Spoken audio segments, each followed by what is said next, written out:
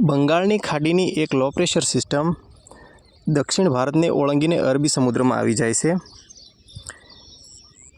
આ સિસ્ટમ આ સમય દરમિયાન દક્ષિણ ભારતમાં સમગ્ર જગ્યાએ ભારેથી અતિ ભારે વરસાદ વરસાવતી આવે છે. તારીખ 19, 20 અને 21 દરમિયાન ભારેથી અતિ ભારે વરસાદ થવાની દક્ષિણ ભારતમાં સંભાવના છે. પરંતુ આ સિસ્ટમ અરબી સમુદ્રમાં આવી જતાં તે ડીપ લો પ્રેશર સિસ્ટમમાં ફેરવાઈ જાય છે. એટલે તે સાયક્લોન બની જાય છે, મતલબ વાવાઝોડું. અને આ વાવાઝોડું તારીખ 21 દરમિયાન અરબી સમુદ્રમાં ઉત્પન્ન થાય છે અને તે વાવાઝોડું મહારાષ્ટ્ર અને ગુજરાતના સમુદ્ર તટ વિસ્તાર આસપાસ થતું તે અરબી સમુદ્રમાં આગળ વધતું જતું હતું. પરંતુ આ સાયક્લોન સમય જતાં પોતાનો રસ્તો ફેરવ્યો છે. એટલે એકદમ ધીમી ગતિએ તે અરબી સમુદ્રમાં ગુજરાત અને મહારાષ્ટ્ર તરફ આગળ વધી રહ્યું છે. અને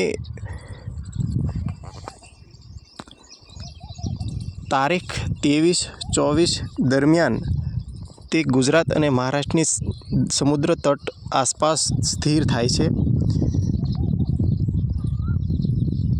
આ સમય દરમિયાન ગુજરાત અને મહારાષ્ટ્રમાં ભારેથી અતિ ભારે વરસાદ થવાની સંભાવના વ્યક્ત કરવામાં આવી છે. અને તારીખ 25 દરમિયાન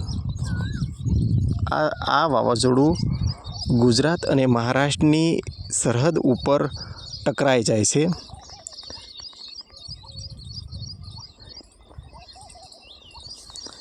આ વાવાઝોડું ગુજરાત અને મહારાષ્ટ્રને ધમરોળશે એવી સંભાવના દેખાઈ રહી છે. ભારેથી અતિ ભારે વરસાદ સાથે અતિ ભારે પવન પણ આવશે એવું દેખાઈ રહ્યું છે. આ અગાઉ તે અરબી સમુદ્રમાં જઈ રહ્યું હતું, પરંતુ તેમણે પોતાનો રસ્તો બદલ્યો છે.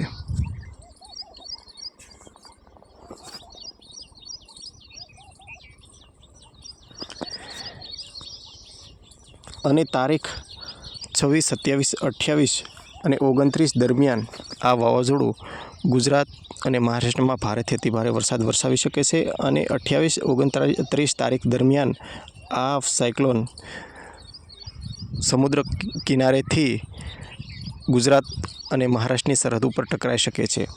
અને ધીમે ધીમે તે આગળ વધી અને દક્ષિણ ભારત ઉપર રિટર્ન પાછું વળે છે અને ફરી પાછું તે બંગાળની ખાડી તરફ આગળ વધી જાય છે.